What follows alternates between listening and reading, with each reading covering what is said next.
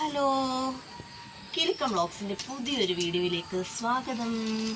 നമ്മുടെ ടെറസിലെ കൃഷിയുടെ ലാസ്റ്റ് ഘട്ടമാണ് ഈ പയർ. കുറേ പയർ തന്നതാണ് ഞങ്ങൾക്ക്. എന്നാലും ഇപ്പോൾ അത് കളയാൻ പാടില്ലല്ലോ, അതുകൊണ്ട് അതുകൂടി ഇങ്ങനെ പറിച്ച് വെക്കുക. കുഞ്ഞുങ്ങൾക്കൊരു മെഴുക്കുവരട്ടിക്കായാലും അത്രയായില്ലേ. പിന്നെ സ്വാഗതമൊക്കെ ഞാൻ പറഞ്ഞു. ചാനൽ കാണുന്നവരൊക്കെ ഒന്ന് സബ്സ്ക്രൈബ് ചെയ്യാനും ഷെയർ ചെയ്യാനും ലൈക്ക് ചെയ്യാനും ഒക്കെ ശ്രമിക്കണേ. ഇതിപ്പോൾ ഞാൻ കടയിൽ നിന്ന് വന്നിട്ട് വൈകുന്നേരമാണ് ഈ ഇൻട്രോ എടുക്കുന്നത്. ഇത്രയും പയറുണ്ടായിരുന്നു. ഞാൻ സത്യത്തിൽ ഇത് നോക്കുന്നില്ലായിരുന്നു, ഇതിൽ പയറുണ്ടോ ഇല്ലയോ എന്നൊന്നും നോക്കുന്നില്ലായിരുന്നു, ഉപേക്ഷിച്ചായിരുന്നു. ഇപ്പം ഒരു ഇൻട്രോ എടുക്കാമെന്നും വിചാരിച്ച് വന്നപ്പം ഇത് നിറച്ച് പയർ, ഇത്രയും പയർ കിട്ടി. ഇത് മതി കുക്കുവിനും നവിമോനും ഒന്ന് സ്കൂളിൽ കൊണ്ടുപോകാനുള്ള ഒരു മെഴുക്ക് പുരട്ടിക്കായിട്ടെ. പിന്നെ വേറെന്താ പറയണ്ടേ, കണ്ടോ ഇത്രയും പയറുണ്ടായിരുന്നു. വായു, നമുക്ക് ഇന്നത്തെ വീഡിയോയിലോട്ട് പോകാം. കുക്കു ഹൗസ് വീട്ടിലുണ്ടെങ്കിൽ ഒരു പൂമ്പാറ്റയെ പോലെ കുഞ്ഞെപ്പോഴും എൻ്റെ കൂടെ തന്നെ ഉണ്ടാവും കേട്ടോ. എല്ലാവരും മക്കളെ ഇതുപോലെ ചെറിയ ചെറിയ ജോലികൾ ചെയ്യിപ്പിക്കണം. നമ്മുടെ മക്കളെ കൊണ്ട് നമ്മൾ ഹാർഡായിട്ടുള്ള പണികളൊന്നും അല്ലല്ലോ, സോഫ്റ്റായിട്ട് അവർക്കിഷ്ടമുള്ള പണികൾ. ഈ കഴിഞ്ഞ പ്രാവശ്യത്തെ കൃഷിയുടെ ലാസ്റ്റ് ഘട്ടമാണ് ഈ കാണുന്നതൊക്കെ കേട്ടോ. വൈകുന്നേരം കിട്ടിയ പയറുമായി നമ്മൾ രാവിലെ കുഞ്ഞുങ്ങൾക്കൊരു മെഴുക്കുവരട്ടി ഉണ്ടാക്കാമെന്ന് കരുതി. പയറും ഒരു ഉരുളക്കിഴങ്ങും കൂടെ ഉണ്ടെങ്കിൽ നല്ല സൂപ്പർ വെരി ടേസ്റ്റി ആയിട്ടുള്ള മെഴുക്കുവരട്ടി കൂട്ടാം. പിന്നെ നിങ്ങളിതിൽ മുളകിട്ടില്ല അങ്ങനെയൊന്നും എന്നോട് പറയരുതേ. ഇത് കുഞ്ഞുങ്ങൾക്ക് വെക്കുന്ന, അവർക്ക് മുളകൊന്നും വേണ്ട. ചിലപ്പോൾ കുരുമുളക് പൊടി ഇടും, ചിലപ്പോൾ കുരുമുളക് പൊടി ഇടാറുമില്ല. നല്ല രീതിയിൽ എണ്ണയ്ക്കകത്ത് വേവിച്ച് എടുത്ത സാധനം അവർക്ക് മെഴുക്കുവരട്ടിയായിട്ട് കൊടുത്തു വിടുന്നു, അത്രയേ ഉള്ളൂ. ചോപ്പ് ചെയ്ത് വെച്ചിരിക്കുന്ന കഷ്ണങ്ങളൊക്കെ നമ്മുടെ എണ്ണയിലേക്കിട്ട് നല്ല രീതിയിൽ മുരിച്ച് വറുത്ത് കോരി കഴിഞ്ഞ് കഴിഞ്ഞാൽ നമ്മുടെ മെഴുക്കുവരട്ടി റെഡിയാകും. ആകെ 2 ഇൻഗ്രീഡിയൻസ് മാത്രമേ ഞാനിതിൽ പൊടിയേറ്റം ചേർക്കുന്നുള്ളൂ, ഉപ്പും മഞ്ഞൾപ്പൊടിയും. കുഞ്ഞുങ്ങൾക്ക് അധികം എരി വേണ്ടെന്നേ, പക്ഷേ കറിവേപ്പില മസ്റ്റാണ്. രുചിയും മണവും കൂട്ടാനായിട്ട് നമ്മുടെ നാടൻ കറിവേപ്പില ഇട്ട് കഴിഞ്ഞാൽ എന്താ, എനിക്ക് ഭയങ്കര ഇഷ്ടമുള്ള മെഴുക്കുവരട്ടിയാണേ. പയറും പൊട്ടറ്റോയും ഉള്ളത്. പൊട്ടറ്റോ തന്നെ ആയാലും സൂപ്പറാണ്. അതിൻ്റെ കൂടെ കുഞ്ഞിന് മുട്ട കൂടെ ചിക്കി തോത്തിയപ്പോഴത്തേക്കും അവളുടെ ലഞ്ച് ബോക്സ് റെഡിയാവും. ഇന്ന് പുള്ളിക്ക് ലഞ്ച് ബോക്സിൽ വേണ്ട പോലും പൊതിച്ചോറ് വേണമെന്ന്. അപ്പം ഞാൻ കരുതി പൊതിച്ചോറ് കൊടുത്തേക്കാമെന്ന്. ചേട്ടനും അമ്മയും പറമ്പിൽ പണിക്കിറങ്ങിയിട്ടുണ്ട് കേട്ടോ.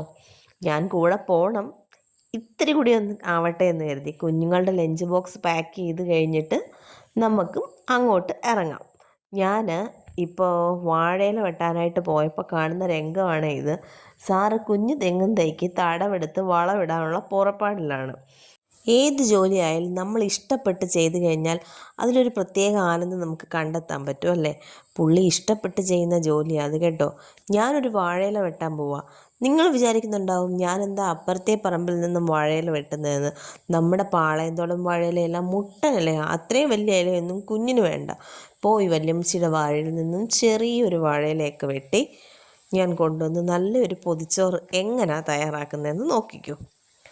നല്ല ഭംഗിയല്ലേ, വെരി ടേസ്റ്റി. നല്ല ആവി പറക്കുന്ന ചോറ് അങ്ങോട്ടിട്ട് അതിലേക്ക് നല്ല എന്താ ആദ്യം വെക്കുന്നതെന്നറിയാമോ, നല്ല ചമ്മന്തി, നന്നായിട്ട് ഉരുട്ടിയെടുത്ത ചമ്മന്തി അതിനകത്തിലേക്ക് അങ്ങോട്ട് പൊന്തിച്ച് വെച്ച്, പിന്നോ ആ മുട്ട അങ്ങോട്ട് ചിക്കി തോത്തിയതും വെച്ച്, പിന്നാണ് സാറേ നമ്മുടെ മെഴുക്കുവരട്ടി ഇങ്ങോട്ട് വരുന്നത്.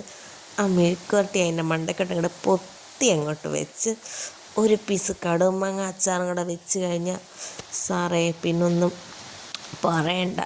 ഈ പൊതി അങ്ങോട്ട് തുറക്കുമ്പോഴുള്ളൊരു മണവും ടേസ്റ്റും ഒക്കെ ഓർക്കുമ്പോൾ ഉണ്ടല്ലോ വായിക്കൂടെ വെള്ളം വരുന്നുണ്ട്.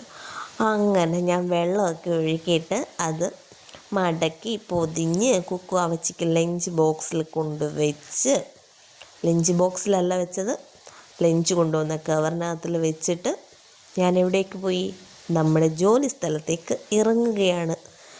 ഗോതയിലേക്കെന്ന് വേണമെങ്കിൽ പറയാം. ഗോതയെന്ന് വെറുതെ പറയുക, പണി ചെയ്യുന്നത് ചേട്ടായി. നമ്മുടെ തെങ്ങ് പിരിച്ചു വെക്കാൻ പോവാണെന്ന് പറഞ്ഞില്ലേ, കുറേ ഒരു ലൈഫ് കിട്ടിക്കോട്ടെ എങ്കിൽ കിട്ടിക്കോട്ടെ എന്ന് കരുതി വെക്കുവാണ്.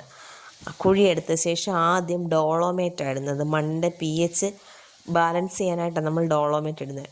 പിന്നെ നമ്മുടെ രമണിയമ്മയുടെ സ്വന്തം ആട്ടുംപുഴുക്ക അത് വിട്ട് ലാസ്റ്റാണ് കുറച്ച് എല്ലുപൊടിയും കൂടി അങ്ങോട്ട് ഇട്ടിട്ട് നമ്മൾ എന്ത് ചെയ്യും, പിരിച്ച് വെക്കേണ്ട തെങ്ങിനെ എടുത്ത് അതിലേക്ക് വെക്കുകയാണ്.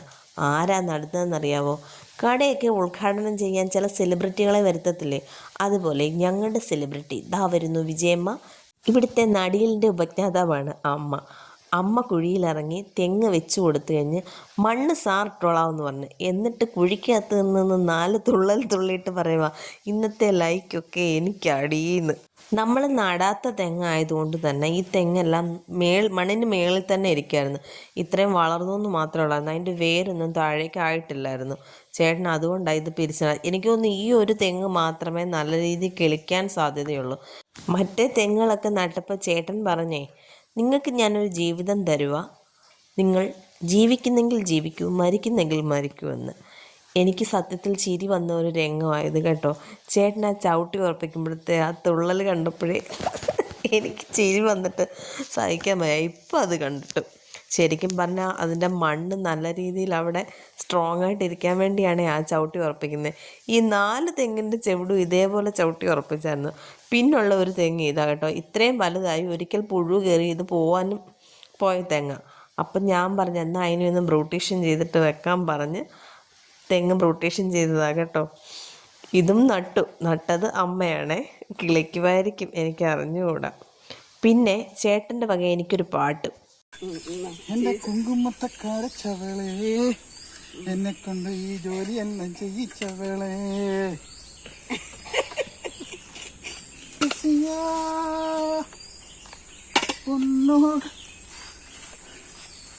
ഈ ജോലി ചെയ്തുകൊണ്ടിരുന്നതിൻ്റെ ഇടയിൽ മഴ അതിക്രമിച്ച് കടന്നു കയറിയെങ്കിൽ വന്ന് നല്ലൊരു മഴ പെയ്തു.